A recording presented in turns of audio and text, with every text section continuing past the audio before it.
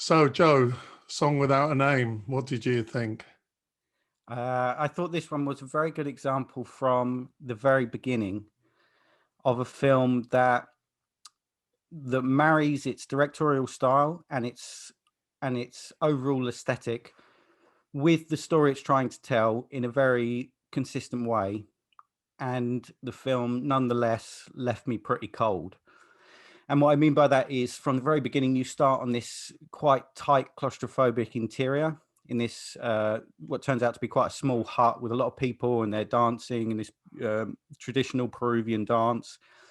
And then the central character leaves the hut with her partner, and the camera is set way back, and they're kind of lost to the environment, shrouded in fog. They're very small, and this becomes typical of the film's aesthetic and also its broader themes. It's about people kind of lost in history, unable to navigate or find any kind of resolution or endpoint. And so that's very consistent, and symbolically it works and it's quite interesting.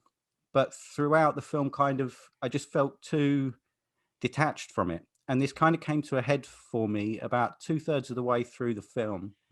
There's a sequence in the newspaper offices where the newspaper man hears an announcement on the news where they're saying that the people he's been investigating, a number of them, have been arrested for, these illegal adoptions.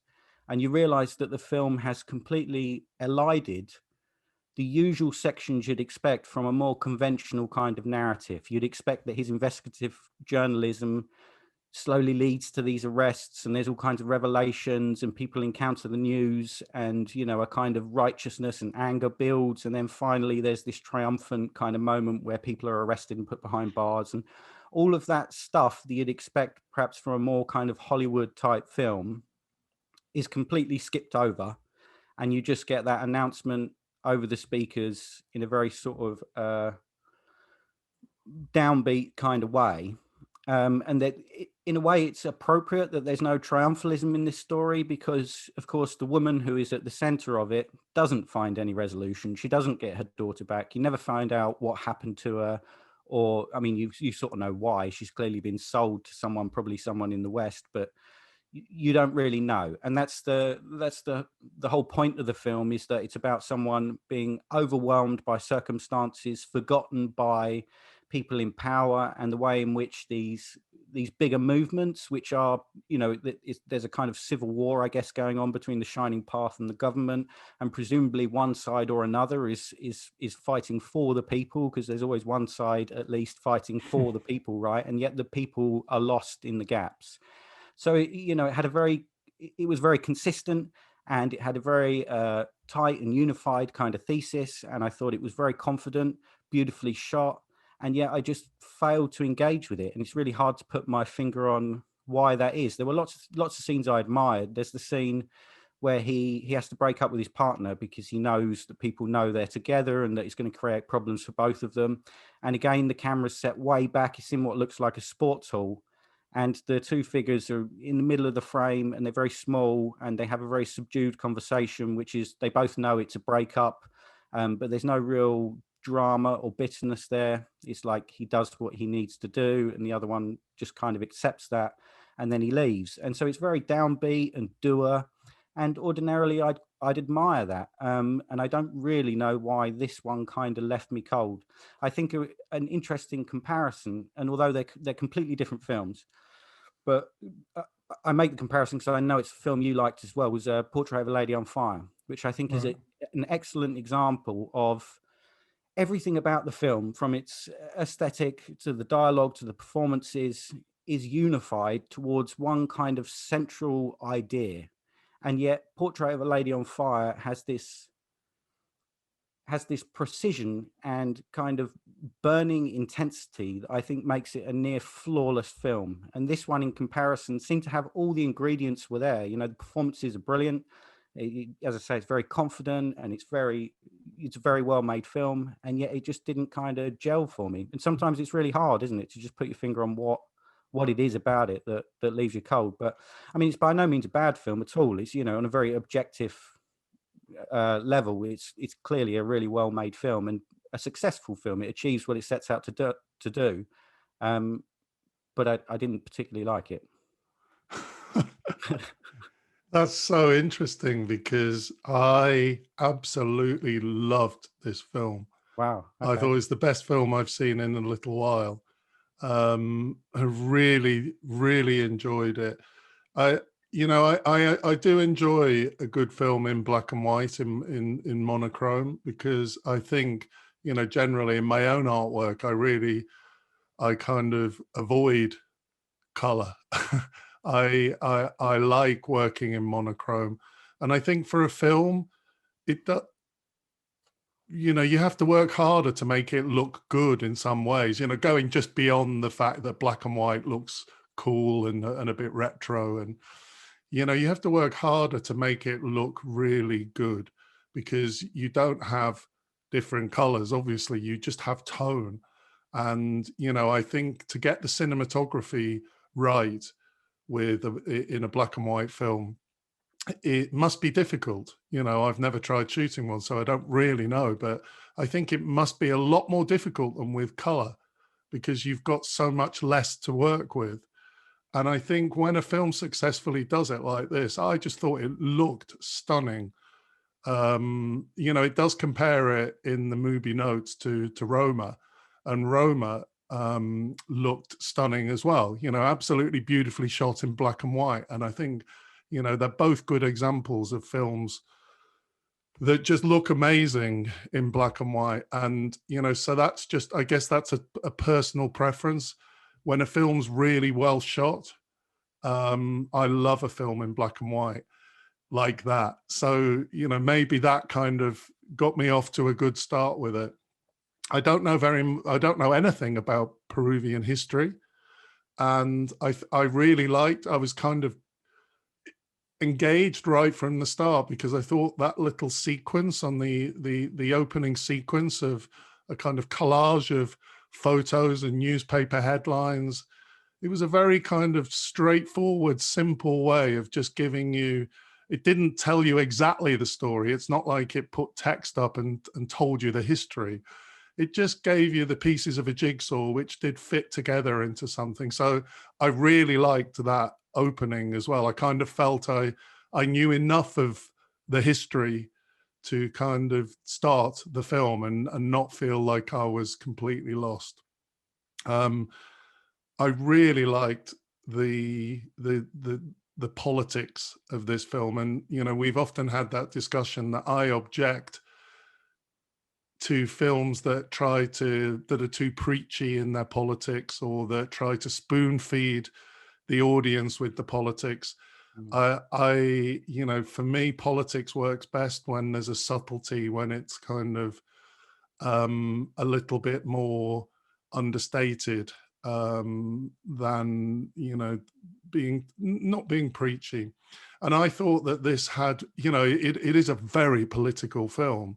Obviously it's about class, it's about colonialism, it's about poverty. It's even a bit about radicalization and kind of terrorism. And but I found it never preachy, never self-righteous, and well, I was going to say never obvious, but there's times when it is really obvious, like when he asks her for her ID number and she hasn't got one. That's a very obvious point that this is a person that's outside of the system, that doesn't have an identity. And then immediately after that shot, she's walking up the steps of the Palace of Justice, and but she's not got access to justice. And so in that way it is very obvious, but I just thought it was really adept at kind of staying on the right side of the line, and kind of having a very strong, robust politics. It's a very political film, but never ever feeling like it was kind of pushing something in my face. I thought the film was really helped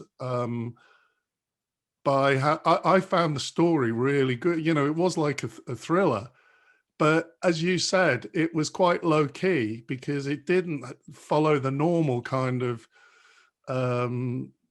the normal way in which a Hollywood version of this film would be. So we kind of were I was engaged with the mystery and the story and the characters.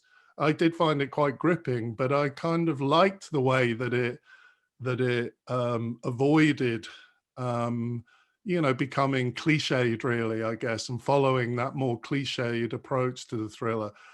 And I think that allowed the space for the film's full of enigmas, which I really, really enjoyed. It's the first time we see them walking down to their hut or walking up away from their hut, as you say, you can see very little. You can't, you don't really know what you're looking at. And we keep seeing this scene of them walking up and down that hill. And each time we see them, we see a little bit more until at the end we can see all these islands and and I just think I don't really know what that's trying to tell me, but I kind of like it. I kind of like it that something's being revealed through the film. I like the fact that at first I didn't really know what I was looking at, and it was just kind of drip fed through the film. And I'm left thinking about that today, kind of puzzled over it.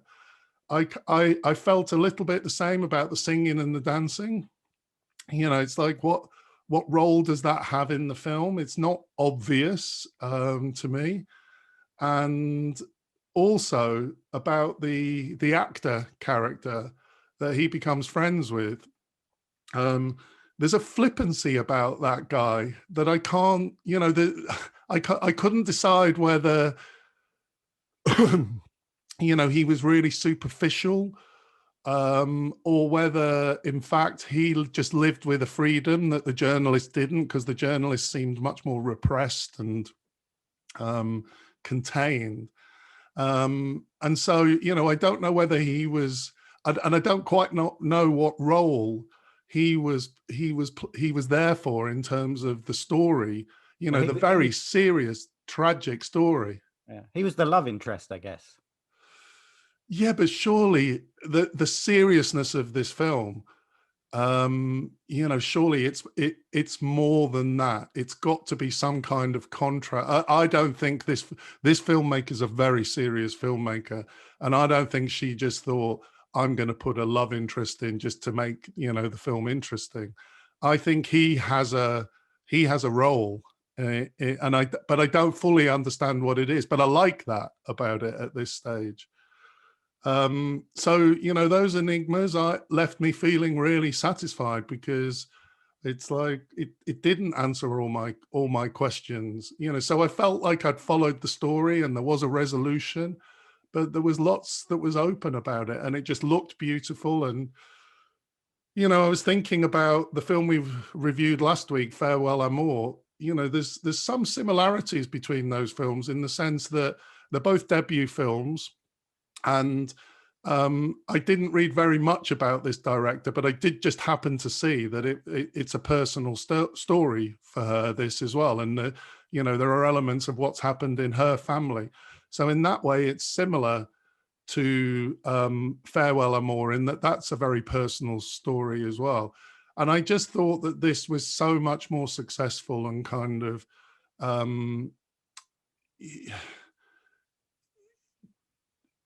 just it had a heft, a kind of seriousness that last week's, that Farewell Amour didn't have for me. So I absolutely loved it. Do you know what do you think the significance of the title is? I mean, I'm still a little bit puzzled over that. Song Without a Name. Well, she sings at the end, doesn't she? So maybe the child doesn't have a name, the song doesn't have a name. I'm not really sure. Yeah. It's interesting to hear you talk about it. I mean, a few things occurred to me when you were speaking. Firstly, I didn't realize it was a debut film. Even I didn't look up the filmmaker at all, and it's a very ambitious film, and I think a successful film. There is sometimes a tendency to be, or it is a risk to make a film that is quite oblique, or enigmatic, that comes across as like trying too hard and at worst sort of pretentious. And I didn't feel that at any point about this film. Yeah. I think on its own terms, it was almost entirely successful, but I just didn't particularly enjoy it. And I think the as I say, I've read almost nothing about it, but the thing I did notice on the movie paragraph, that too compares it to Roma. And I wonder if I'm not sure that does the film any favors. I think it's also quite a reductive kind of comparison, you know, two films set in South America that are in black and white. Yeah. I don't know how the filmmaker feels about that comparison. She's going to With a weary birth, if she with hasn't a birth already, scene. with a birth scene in it. But without turning it into a review of another film, I had real problems with Roma's ethics in certain places as well. But Well, one thing I was going to ask you about that. I was going to ask you what you thought of Roma, actually, because I did find myself comparing Roma in this film. I think they do make an interesting comparison. Yeah, I mean, it was a long time since I saw it, but two things I remember very well about it, because they kind of pissed me off about it, was one is there's a scene of the woman giving birth, and then there's something going on in the background, like there's a scene of violence in the background or something, and I just had real problem with how aesthetically beautiful that scene was, and I thought it was a moment where the filmmaker's aesthetic was almost was privileged over the emotional heart of the film. Like, you're looking at something thinking, wow, what a beautiful and well orchestrated sequence, where really the heart of it should have been this horrific thing that it's showing. And it was like the surface overwhelmed the substance. And I also found the ending, because it's quite a pointed and, I thought, powerful indictment of class relations and how people are exploited by the, and yet the emotional payoff at the end seemed to be this woman who's been treated really poorly by this very wealthy family is finally accepted by them, and we're supposed to find a kind of catharsis in this, and it just seemed kind of ethically confused to me.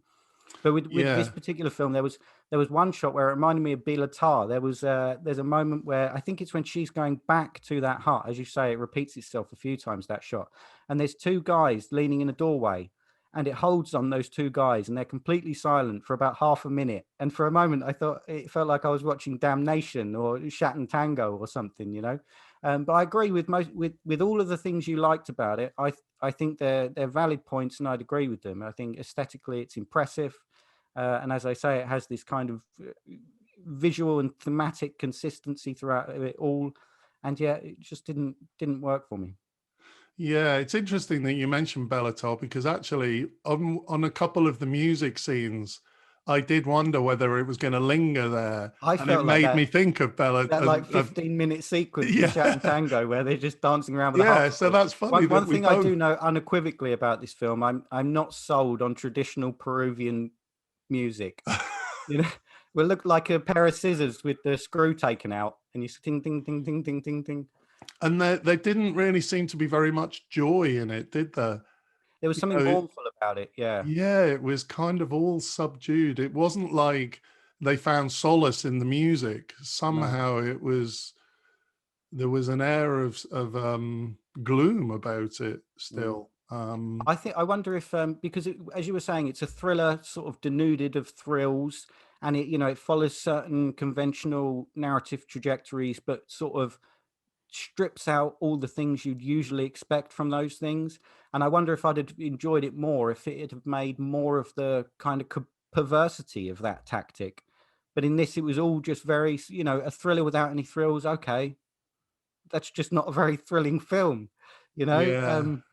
Yeah, it just felt a bit kind of flat to me. But I don't want to come off too hard on it, because I think it is a very impressive film, and particularly as a debut, it's extraordinarily accomplished and confident. Yeah, yeah, I thought it was excellent. Interestingly, about Roma, I have problems with Roma as well, because I loved how it looked.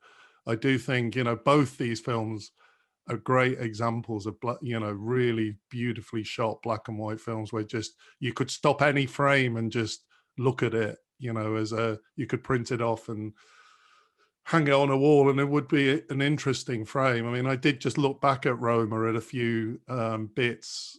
I watched the trailer and just kind of ran through the film, watched a couple of scenes, and so I think that was a similarity. But it is interesting the way that Roma kind of ends with with it brings it to an end, as you say, to a kind of happy-ish ending where she's accepted into the family. And I think that Roma is I think it doesn't do this film justice to compare it to Roma, because actually I think it's better.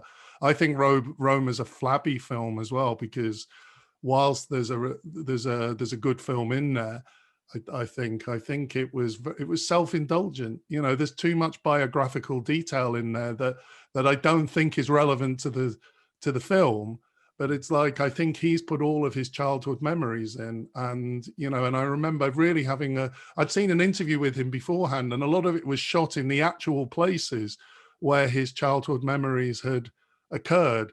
And so it's a really beautiful thing to do, to go back and shoot in those places. But I don't think he really pulled it off in terms of, you know, it felt self-indulgent and it felt too long.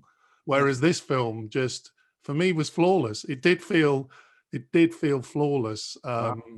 In a similar, I mean, obviously it's a very different film to Portrait of a Lady on Fire, because that film is lush in its color, isn't it? There are scenes where the color really, I mean, that film wouldn't be the same if it was in black and white. You know, so and there are differences in those films, but I think it does achieve the same level of flawlessness. Honestly, I think I loved Portrait of a Lady on Fire last year. I think that was probably one of my favorite films of last year. And I think that this is going to be one of my favorite films that I've seen this year. Wow. It's from 2019, isn't it? But Wow. yeah, I think there's certainly a risk with a black and white film. The risk is that you fall in love with the aesthetics over everything else, because you know there is something beautiful about, you know, a well composed monochrome frame is a lovely thing to behold. And I think this was, in comparison to Roma, this film does a much better job of sort of holding everything else in balance with it. You know, the story and the direction and the performances and the muted kind of nature of the whole thing is well served by the black and white photography. I too felt that Roma fell in love with its photography yeah, over, and other things suffered. yeah. Wow, I mean, to compare it to Portrait of a Lady on Fire, I think that's quite something. I think that's the best film I've seen in quite a few years, actually. I thought Portrait Yeah, that's an absolutely fantastic. extraordinary film. Yeah. Good. So what are we doing next week? Are we doing? Oh, I didn't remember it again. I actually looked it up. We're Okay, you tell doing us what we're watching. Birds or How to Be One from 2020, Cool. Look a forward Greek to it. film. And it's a documentary I or think hybrid? I think it's a hybrid. Yeah. Yeah. So looking forward to that. Yeah, cool.